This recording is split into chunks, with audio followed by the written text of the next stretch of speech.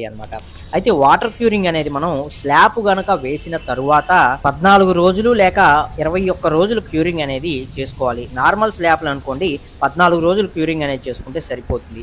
అదే M20 grade concrete అనేది use చేసినా, లేకపోతే పెద్ద పెద్ద స్లాబ్‌లు ఏవైతే ఉన్నాయో అలాంటి స్లాబులకి, అలాగే రూమ్ స్పామ్స్ అనేవి 14 అడుగుల కన్నా ఎక్కువ ఉండే స్లాబ్స్, వీటిలన్నిటికి కూడా 21 రోజు వాటర్ క్యూరింగ్ అనేది చేసుకుంటే మంచిది. అలాగే ప్లాస్టరింగ్ అయిపోయిన తర్వాత 7 రోజుల నుండి 14 రోజుల వరకు కూడా వాటర్ క్యూరింగ్ అనేది చేసుకోవాలి. దాని తర్వాతే బేస్ ప్రైమర్ గానీ, పుట్టి వర్క్ గానీ ఇవన్నీ కూడా చేసుకుంటూ ఉండాలి. అలాగే బ్రిక్ వర్క్‌లో ఉన్నప్పుడు ఖచ్చితంగా 2 వారాలు మనకి 14 రోజులు వాటర్ క్యూరింగ్ అనేది చేసుకోవాలన్నమాట. అది కూడా రోజుకి 2 సార్లు గోడలనేవి తడుపుకుంటూ ఉండాలి. ఉదయం ఒక పూట, సాయంత్రం ఒక పూట. అలాగే ఉదయం చేసిన వర్క్ సాయంత్రం పూట తడపకూడదు. మరుసటి రోజు నుంచి ఆ వర్క్‌కి సంబంధించింది మనం వాటర్ క్యూరింగ్ అనేది చేసుకోవచ్చనమాట. ఇలా చేసుకుంటే మన బిల్డింగ్ వాటర్ క్యూరింగ్ అనేది పర్ఫెక్ట్‌గా